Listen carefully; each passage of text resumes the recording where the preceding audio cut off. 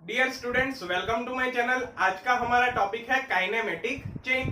तो सबसे पहले हम काइनेमेटिक चेन की डेफिनेशन समझते हैं। तो kinematic chain is defined as a combination of kinematic pairs jointed in such a way that each link forms a part of two pairs and the relative motion between the links is completely or successfully constrained। यानी कि kinematic chain वो kinematic pairs का एक ऐसा combination है जिसमें हर एक kinematic link दो काइनेमेटिक पेयर का पार्ट बनाती है और लिंक्स के बीच की relative motion completely constraint motion होती है या फिर सक्सेसफुली कंस्ट्रेंट मोशन होती है। ठीक है। Now if each link is assumed to form two pairs with two adjacent links, then the relation between the number of links and the number of pairs forms a kinematic chain is given by L is equals to 2p minus 4। ठीक है, इसे हम बोल देते हैं equation 1। And the relation between the number of links and the number of joints forms the kinematic chain is given by J is equals to 3/2 L minus 2। इसे हम बोल देते हैं इक्वेशन 2। तो ये जो दोनों इक्वेशन है वो लोअर पेयर्स के लिए एप्लीकेबल होंगे। ठीक है। अगर हमें हायर पेयर्स के लिए इक्वेशन का यूज करना है तो हम इक्वेशन 2 को मॉडिफाई करेंगे कुछ इस तरीके से कि J plus h/2 is equals to 3/2 L minus 2।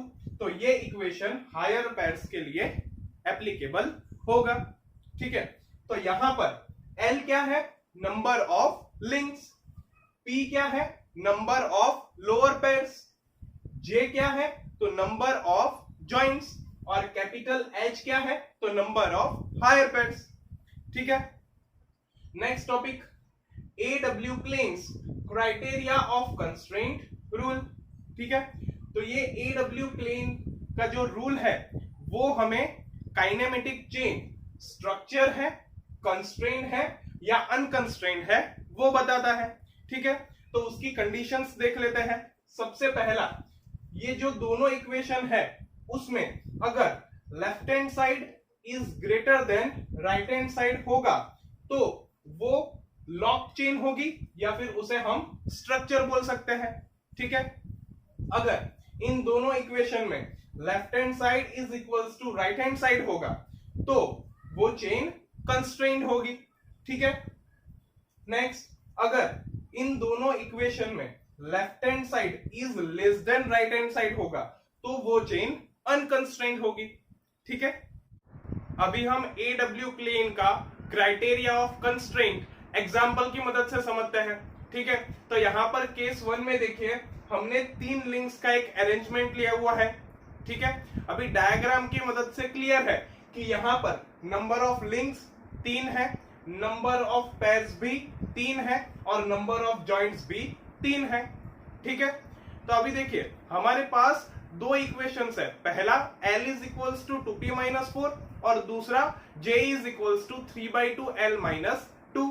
तो सबसे पहले equation 1 L is equals to 2p minus 4 के लिए चेक करते हैं। तो यहां पर देखिए लेफ्ट हैंड साइड पर क्या है? L और नंबर ऑफ लिंक्स कितनी है? 3। सो LHS कितना हो जाएगा? 3। ठीक है। नाउ राइट हैंड साइड पर देखिए क्या है? 2p minus 4। ठीक है। यहां पर नंबर ऑफ पेयर्स कितनी है? 3। सो 2 3 जा 6, 6 माइनस 4 करेंगे तो हमें क्या मिलेगा? 2। ठीक है। यानी कि यहां पर जो LHS है वो RHS से बड़ा है। सो हम ऐसा लिख सकते हैं कि LHS is greater than RHS।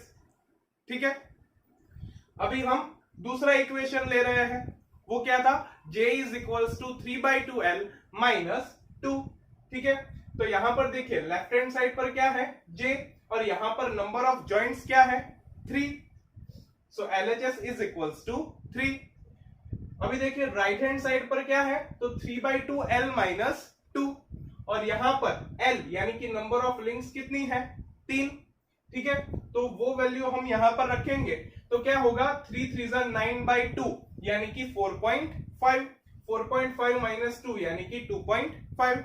तो यहां पर भी देखिए जो LHS है वो RHS से बड़ा है।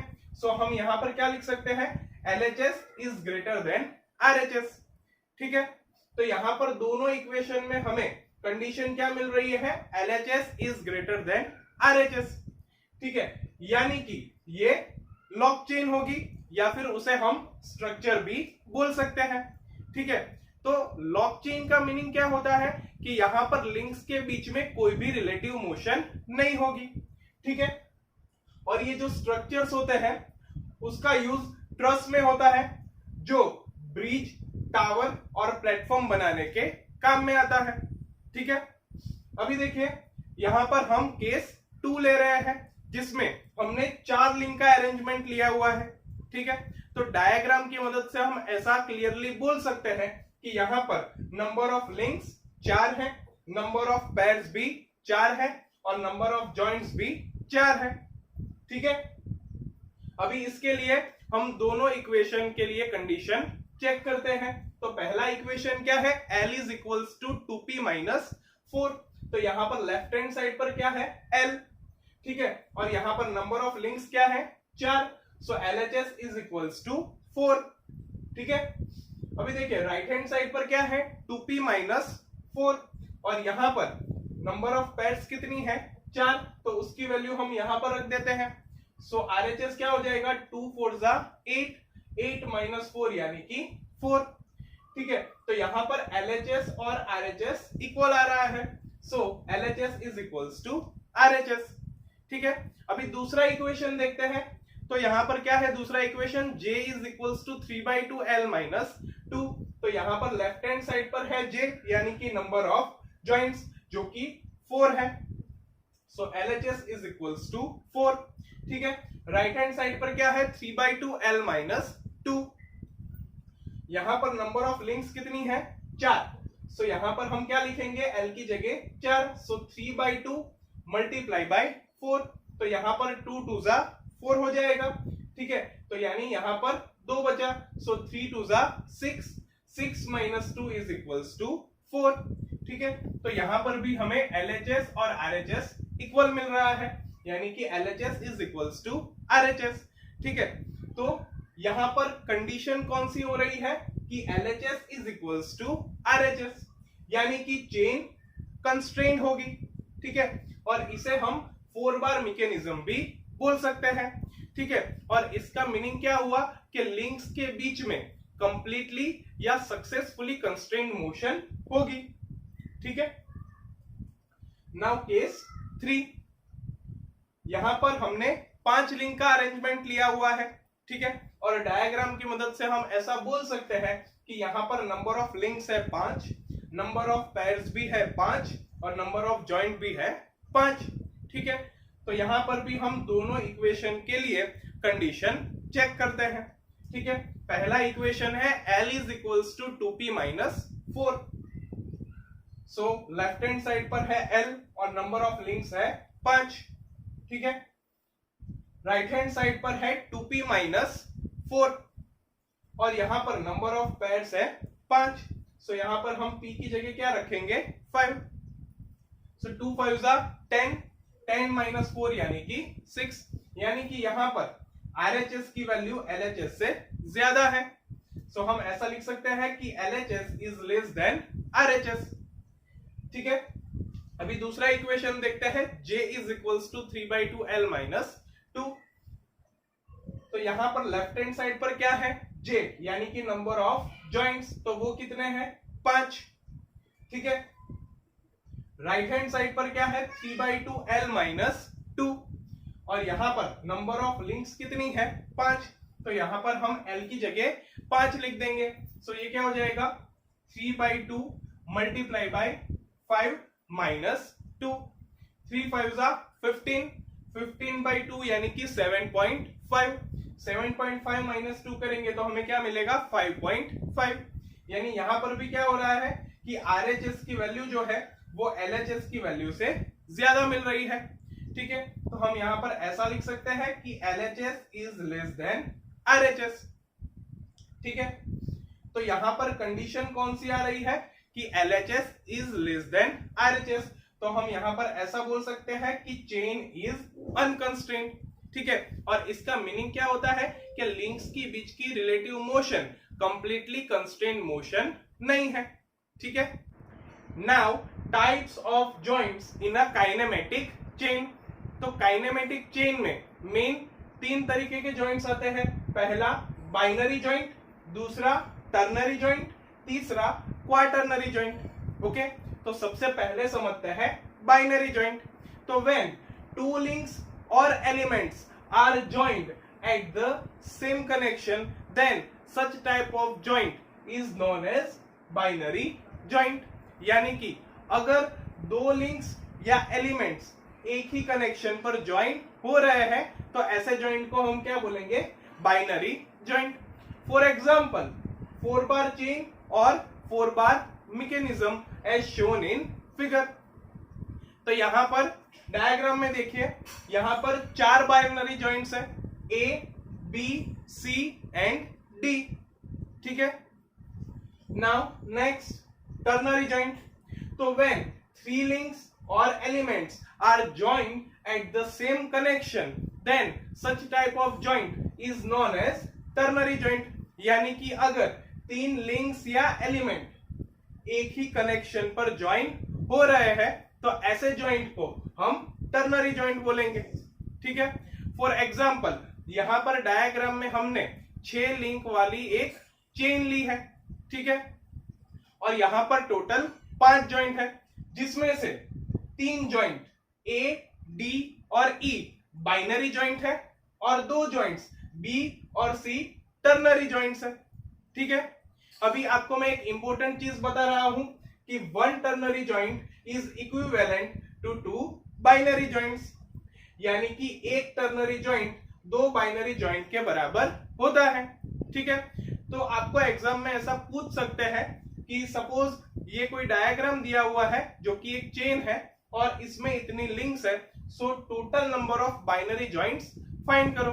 ठीक है, तो यहां पर हमें जो डायग्राम दिया है उसमें number of binary joints in a chain, तो वो क्या हो जाएगा, तो 2 multiply by number of ternary joints plus number of binary joint. So वो क्या होगा, 2 multiply by number of ternary joint कितने हैं, 2, plus number of binary joint कितने हैं, 3।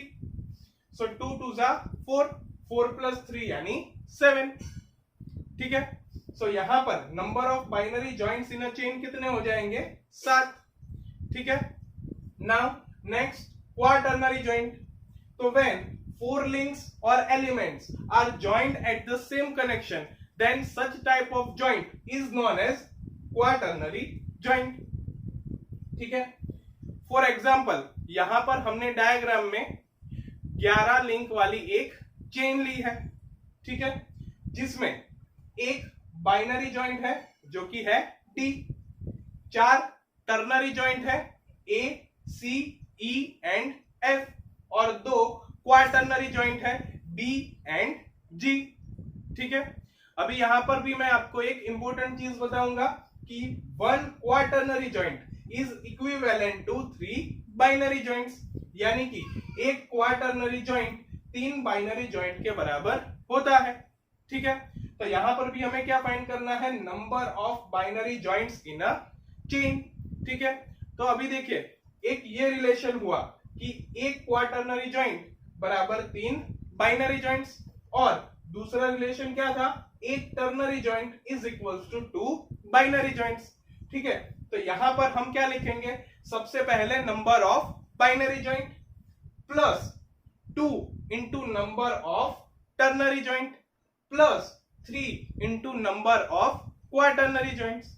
ठीक है, तो सबसे पहले नंबर ऑफ बाइनरी जॉइंट तो वो कितना है, 1, सो 1 plus 2 into number of ternary joint तो वो कितने हैं, 4, सो यहां पर हम लिखेंगे 4 plus 3 into number of quaternary joint तो वो कितने हैं, 2, सो यहां पर हम क्या लिखेंगे, 2। सो ये क्या हो जाएगा, 1 प्लस 2 4 जा 8 प्लस 3 2 जा 6, सो 1 प्लस 8 9, 9 प्लस 6 15। यानी कि यहां पर number of binary joints in a chain वो क्या हुआ 15। ठीक है, सो आई होप ये लेक्चर आपको अच्छी तरह से समझ में आ गया होगा। So thank you for watching my video and don't forget to subscribe my channel.